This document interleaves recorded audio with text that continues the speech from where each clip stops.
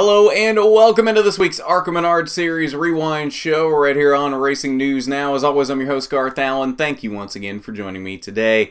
If this is your first time catching a Racing News Now video, do me a favor, go down below, hit that subscribe button, and ring that bell while you're down there too so you get those notifications so you don't miss a thing going forward from R&N. On today's ARCA Rewind show, we're looking back at last night's General Tire 150 from the Phoenix Raceway. I put this one off just a little bit because they were being a bit lethargic with getting the details of this race out. We still don't have points out from this race. I had to actually do those myself, so they may not be 100% accurate, but I did the best I could. I'm not really sure what the delay is, but all we have right now from last night are results. That's it. So I'm going to do the best I can, but I figured I couldn't put this off any longer. This needed to get out. So we're going to do this with what we have, and that'll be that. So we're doing the best we can here. So we don't have details on cautions. We don't have lap leaders. We don't have any of that. But it was a really good race last night. If this is what we can expect for the rest of the season between this and what we saw at Daytona, I think we're in for a pretty good ARCA season this year. This has been a fantastic start to the season. I'm super excited for what we've seen so far this year, and I hope it continues because this has been a really good start to the year. If this is what NASCAR envisioned when they combined Canon and ARCA this year into a pseudo series, same thing between the two, I think they got their money's worth because 2 races into the main ARCA schedule, 1 race into the East and the West. We've had a really good start to the season, and I hope this continues throughout the rest of 2020. If so, this is going to be a fantastic season across the board in ARCA. But specifically for last night, we had a fantastic race last night. Very caution-filled. I was very surprised at how many incidents we had last night. I don't know if that was just because it was the first showdown race of the year, so it was a lot of drivers that weren't used to racing with each other. We had a lot of East drivers in here, a lot of West drivers mixing in with the regular ARCA drivers. I'm not sure if that was the reason for it or what exactly it was, because Phoenix, at least in the top 3 series, usually isn't this crazy. So, and even the Canon West race from last year, I don't remember it being this crazy in terms of having the incidents to this level. So I'm not sure what the reason was, but it was a pretty exciting night nonetheless. We had one driver dominate on the night and unfortunately did not bring home the victory. And if you didn't see it, it's somebody that I think at this point we're kind of used to seeing dominate races, and then for one reason or another he doesn't get the win. Very, very disheartening to see that, but that's kind of becoming a trend at this point. Alright, so let's go ahead and just get into the results. We can't really detail cautions, we can't really detail lap leaders because we don't have them. So go ahead and get straight into the results here. And Chandler Smith picks up his first victory of the 2020 season in his first ARCA start of the season. Wasn't the fastest car on the night by any means. I think he probably had a 3rd to 4th place car most of the night. Easily a top 5 car for that 20 car. Definitely not a winning car though. I think that honor in terms of who the fastest car on the night definitely was Ty Gibbs. And I think Michael Self was maybe the only car that could run with Ty Gibbs. But for different reasons, neither one of them was able to pick up this victory. Good to see Chandler Smith pick up his first win of the season so early this year. But let's talk about Michael Self here. Michael Self had a very fast car on the night, and he had talked about coming into this race that he had this race circled. He had won here in Canon West. This was a track he knew how to drive and he knew he was pretty good at. And he showed it. Starting on the outside pole outside of Ty Gibbs. And really, like I said, probably the only car that really could run with Ty Gibbs on the night. Unfortunately, his issues started very early in this race. I want to say it was around lap 40 on a restart when the car just wouldn't go. He was having some sort of or mechanical issue of some sort. I'm not really sure what exactly the issue was, but the car just wouldn't fire and wouldn't get into gear at certain points. I don't know if he had lost a certain gear or what exactly happened there, but had to bring it down pit road, get the issue fixed, fought his way from the back close to the front, and then the issue reappeared going into turn 3 on one lap, and he ends up getting tagged by Lawless Alan, who was just a bystander. Obviously, Lawless Alan's not going to know that Michael Self's car right in front of him is going to cut out going into 3. So he ends up getting turned by Lawless Alan. It wasn't a big deal. Self really didn't hit anything other than the Lawless Alan car. Both cars able to continue, no real negligible damage between the two, and obviously Michael Self was able to recover to a second place finish. Definitely not more exciting of a night than I think what he would have wanted, though. Then Ty Gibbs here in third. Ty Gibbs, heartbreak once again. This kid, such a talented driver, and he finds one way or another to not win every single race. And that's not a knock on him in any way. It's not that he's intentionally doing these things. I'm not trying to say he's not talented enough or he's taking himself out of wins, because 9 times out of 10, it's things that are out of his control that are taking him out of these wins. And this was a prime example of that.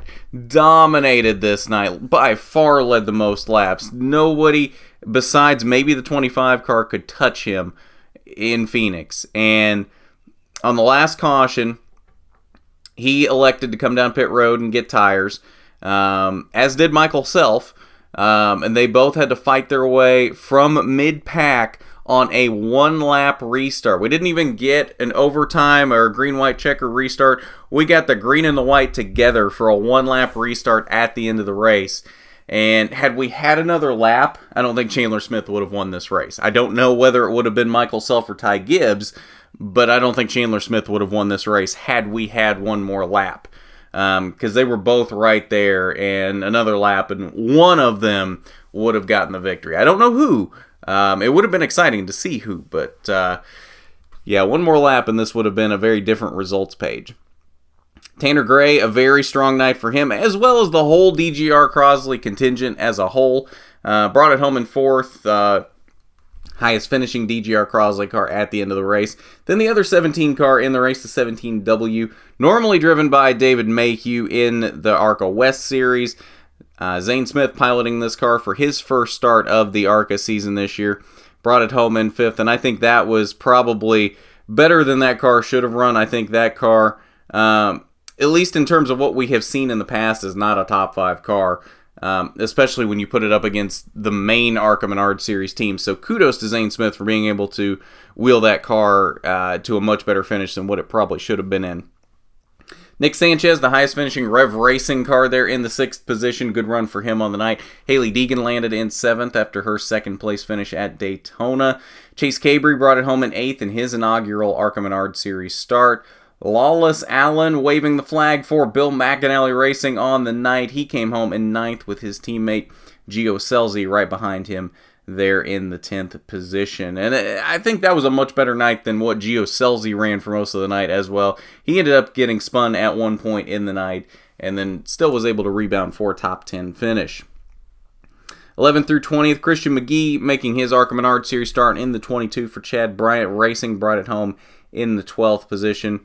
Drew Dollar, after getting involved in a wreck in the mid portions of the race with Jesse Love, he ended up one lap down in the 14th position. Brett Holmes, not a stellar night for him, ended up 4 laps down at the end of this one in 15th, and then Jesse Love, after the incident with Drew Dollar, brought it home 6 laps down in the 16th position. Thad Moffitt had a much better run than this going on the night as well. He ended up 25 laps off the pace after a popped tire there near the end of the race, brought it home in the 18th position.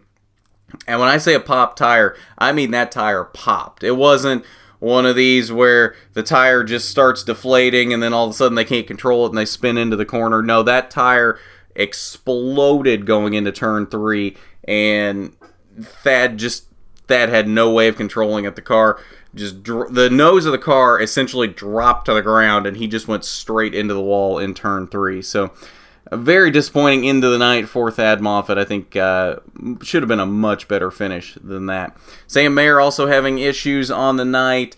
Believe he had mechanical issues there in the mid portions of the race, and was not able to see the end. It brought it home in 20th.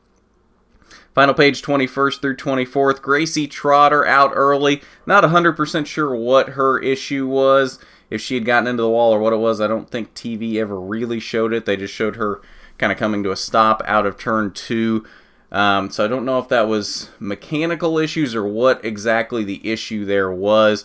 Because of course that's another thing we don't have right now on this results page. Don't have reasons that the car was out of the race. We just have how many laps they were down. So just kind of guessing at this point, but I don't really know what the issue was for Gracie Trotter. But she had a much better night than this going. And I think obviously would have gotten a much better finish than this. Again, showing like she did in Vegas that I think she's going to be a force to be reckoned with this year on the ARCA West side of things. I wouldn't rule a win out for her this season in that 99 car for Bill McAnally. But that is your results from the General Tire 150 from Phoenix. Working on a Chandler Smith interview. Don't know when or if that will happen, but when it does, if it does, it will be right here. So make sure you are subscribed and got your notifications turned on so you know exactly when that comes out. And we'll take a quick look at the point standings now following Phoenix. Just to quickly wrap up here, obviously 2 races into the season. Not going to be super indicative of what we'll see throughout the rest of the season, but I think they're starting to take shape a little closer to what they will be. Obviously, these top 3 here, Michael Self, Hailie Deegan, Drew Dollar, those are your full-timers this season. Those are your drivers going for the championship this year.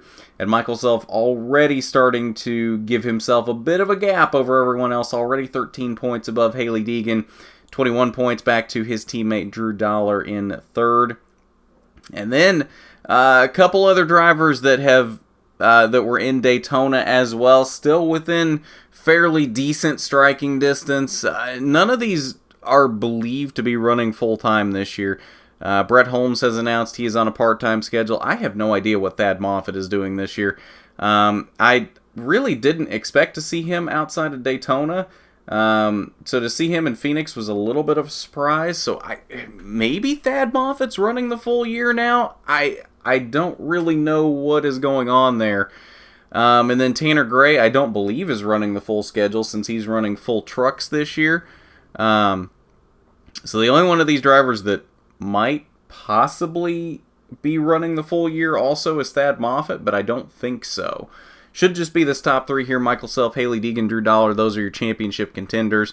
And then after one race, Chandler Smith and Ty Gibbs have already moved their way into the top 10 here. And obviously, I would think would stay there after Salem, as they will be there too. So maybe top 10 points finishes for them this year, since they'll be in at least half the races this year. I don't think either of them can run in anything other than the showdown this year, so we'll see. Obviously, the points for the main ARCA Menards Series this year are going to be a little weird. Really, we're only looking at 3 drivers for the most part for the main ARCA Menards Series, so you know that'll be kind of interesting. So essentially, we don't have a graphic made yet for the Sioux Chief Showdown standings because we're only 1 race into it. It's literally the same thing as the results from this race. Obviously, Chandler Smith is leading that over Michael Self and Ty Gibbs right now. But, of course, we will be tracking that throughout the rest of the season as well, since that is a legitimate championship this year within the ARCA Menards Series. But for right now, the graphic is not made because it's just the results from this race. So that'll be something to keep an eye on going forward as well, though, since obviously just here to start, it's already different than the main ARCA Menards Series points, and probably, let's be honest, might be a little more interesting to keep an eye on this year rather than just watching Michael Self, Hailie Deegan, and Drew Dollar as the only 3 drivers running for the championship on the main ARCA Menards Series side. So lots of stuff to watch this year in the ARCA Menards Series. Going to be an exciting one, especially if the racing continues as it has so far this season. But that's your point standings following the General Tire 150 from Phoenix. And I think that's going to do it for us on this ARCA Rewind show. Xfinity race from Phoenix coming up later today, probably within the next couple hours after this goes up, as well as Cup from Phoenix tomorrow. Probably not going to be a rewind show for either one of them, but maybe. So keep an eye out for that. There's a possibility, but I'm not going to promise it.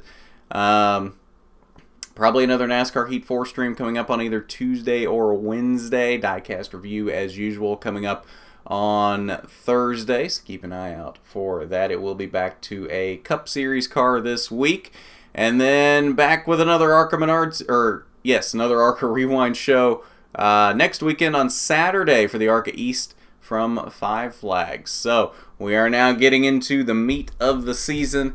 It is going to be exciting to watch as things continue to progress here throughout the next few months into the main portion of the schedule. So if you're not already, you need to be subscribed. You need to go down below, hit that subscribe button, ring that bell for notifications so you don't miss a thing going forward from RNN. While you're down there, why don't you hit that big thumbs up button if you like the video. It is much appreciated when you do. But at that, this has been the ARCA Menards Series Rewind Show. I'm Garth Allen for Racing News Now.